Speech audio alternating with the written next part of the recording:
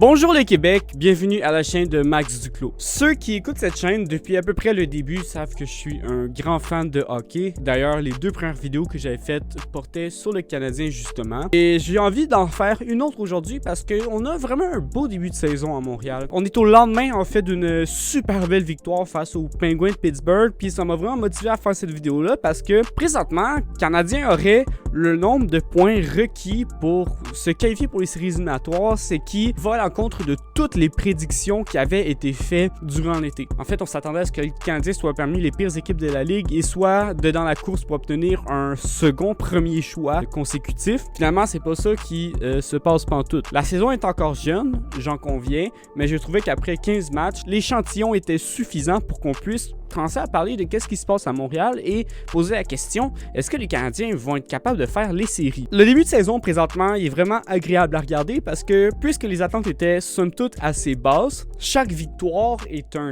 délice et chaque défaite, on est capable de l'encaisser parce qu'au final, on savait tous un peu cet été que le Canadien n'était pas dans la compétition pour la Coupe Stanley. Quel bilan est-ce qu'on peut tirer de tout ça après 15 matchs en saison? C'est que le Canadien, comme je disais un peu plus tôt, déjoue carrément tous les pronostics. Une des causes principales des si bonnes performances de l'équipe, en fait, c'est la première ligne. On n'a pas eu une aussi bonne première ligne depuis des décennies. Vous vous souvenez, l'incroyable gardien qu'on avait, voilà pas si longtemps, Carey Price? Carey Price n'a jamais joué avec un gars de 80 points, je pense, dans sa carrière, ou peut-être une fois avec Alex Kovalev. Tout ça pour dire que Carey Price n'a jamais eu une grosse attaque devant lui pour lui permettre de compétitionner pour une Coupe Stanley. La seule fois qu'on s'est rendu en finale de la Coupe, c'était surtout grâce aux prouesses de Price et à une défensive qui était imperméable, plus qu'à cause d'une grande attaque. Et présentement, on a une première ligne composée de Nick Suzuki, Kirby Dach et Cole Caulfield qui est la meilleure qu'on n'ait pas vue depuis des décennies, carrément. Suzuki, comme Bernard de Rome dirait, Radio-Canada prévoit si la tendance du vote se maintient. Si la tendance se maintient, il pourrait faire pas moins de 100 points. Est-ce que je crois que Suzuki va être capable de faire 100 points? Non. J'imagine qu'il va y avoir un ralentissement éventuellement cette saison, mais c'est juste pour vous donner une idée du rythme auquel il produit. Il ferait 53 buts au rythme actuel, c'est délirant. Pour les personnes un peu moins familières avec l'univers du hockey, 53 buts, ça fait de toi un des 3 ou 5 meilleurs marqueur de la ligue et 100 points, ça fait de toi un des 10 meilleurs pointeurs de la ligue. Tout ça à l'âge de 23 ans. Le gars, on vient de lui donner le titre de capitaine des Canadiens de Montréal, ce qui est quand même pas une petite affaire, au lieu de succomber sous la pression comme certains capitaines l'ont fait dans le passé. Je pense entre autres à Max Pacioretty, Nick Suzuki. Ça l'a fait éclore ce jeune-là comme personne s'y attendait. Genre, je pense que la plupart des pronostics étaient au meilleur de sa carrière, Suzuki ferait comme 80-85 points. Présentement, il est en train de contredire toutes les attentes que l'on aurait jamais pu avoir envers lui. Même, je pense, les plus optimistes auraient jamais prédit que Suzuki serait un gars qui ferait 100 points par année. Je dis pas qu'il va le faire cette année, mais c'est sur cette cadence-là qu'il est présentement. Je pense toutefois que Caulfield va finir avec plus de buts que Suzuki. S'il y a un gars avec le Canadien qui a le potentiel de scorer 50 buts, je crois que c'est plus Caulfield que Suzuki. Suzuki est sur une bonne séquence, mais je pense que sa séquence, elle est pas représentative de ses réels talents de marqueur. Kirby Dach, qui a fait sourciller plusieurs personnes cet été avec son échange, est en train de prouver que Kent Hughes est un fucking génie du hockey. On a échangé Alexander Romanov, qui au meilleur de sa carrière sera peut-être un défenseur top 4, contre un gars qui frôle le point par match présentement et qui est carrément un de nos meilleurs attaquants, encore une fois, qu'on a pu depuis des décennies. Kirby Dach, c'est un morceau essentiel de cette première ligne qui est une des plus productives de la Ligue nationale de hockey. Je parlais un peu plus tôt du génie de Kent Hughes, le nouveau directeur général. Un autre des coups de génie qu'il a fait, ça a été d'aller chercher Sean Monahan. Sean Monahan, présentement, c'est un de nos 5 meilleurs attaquants. Non seulement on est allé le chercher, et ils nous ont donné un choix de première ronde pour qu'on le prenne. On a donné rien pantoute pour avoir un gars qui joue dans ton top 6 et ils nous ont donné un choix de première ronde pour le prendre. C'est un des échanges les plus absurdes que j'ai vus depuis que j'écoute le hockey Kent Hughes, présentement, passe pour un génie.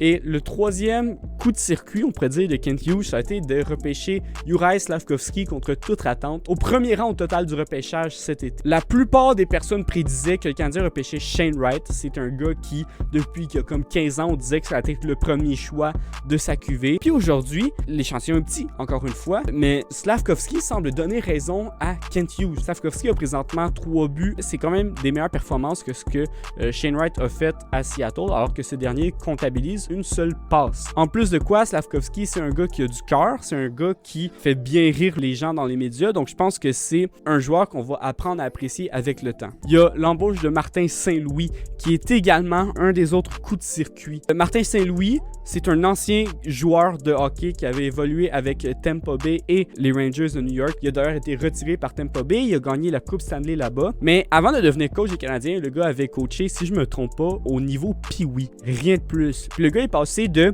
coach Pee-Wee à coach d'une des plus grandes organisations sportives au monde. C'est un move de joueur de poker comme t'as jamais vu. Et jusqu'à présent, ça semble payer. En fait, depuis que Martin Saint-Louis est arrivé derrière le banc des Canadiens, Caulfield performe à un niveau élite. Il est dans la même catégorie que des Connor McDavid, des Kirill Kaprizov par exemple. 2 derniers points qui expliquent les bons succès du Canadien.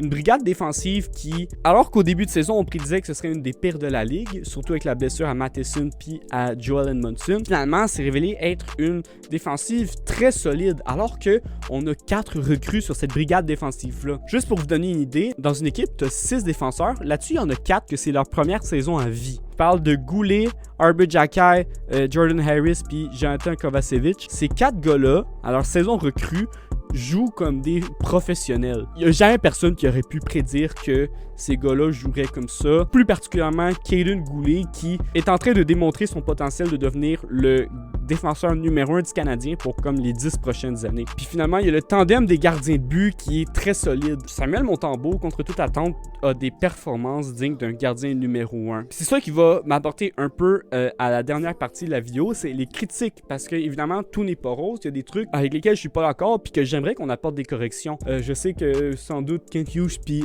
Martin Saint-Louis vont écouter ces vidéos. Écoutez les boys, moi si j'étais à votre place, je ferais jouer Montembeault numéro 1. Montembeault présentement, il y a des statistiques meilleures que Jake Allen. C'est des statistiques dignes d'un Vezina. Va-t-il gagner le Vezina cette année?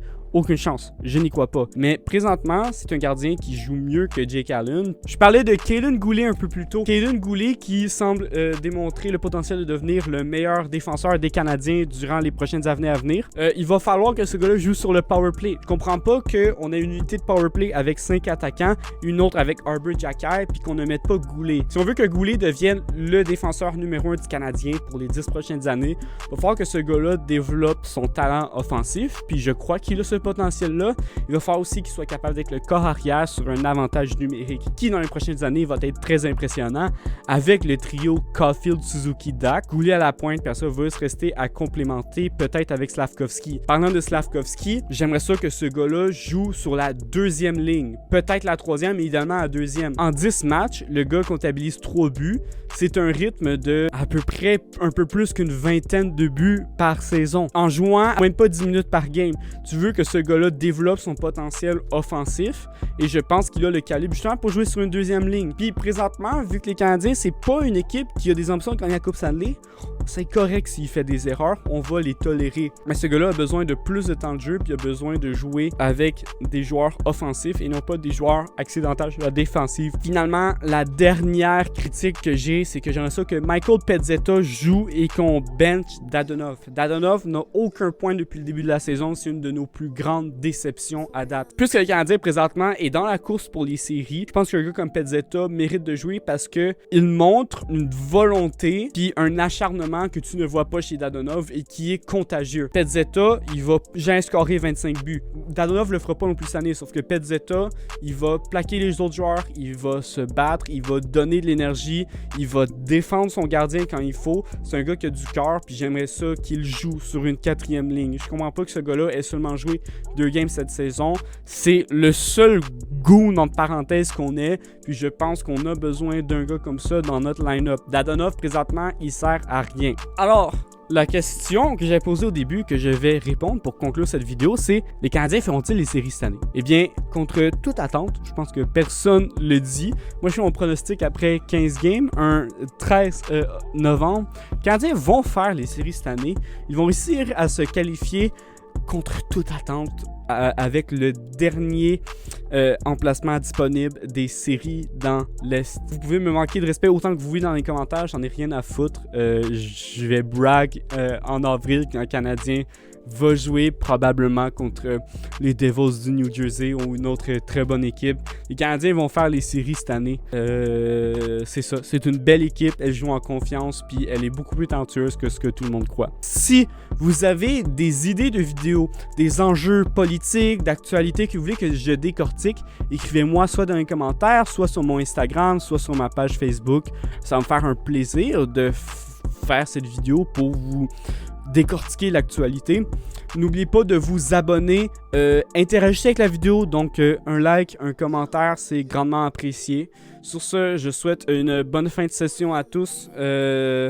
Étudiez beaucoup et reposez-vous beaucoup. Merci d'être au rendez-vous à chaque vidéo. Je vous dis à la prochaine. Ciao!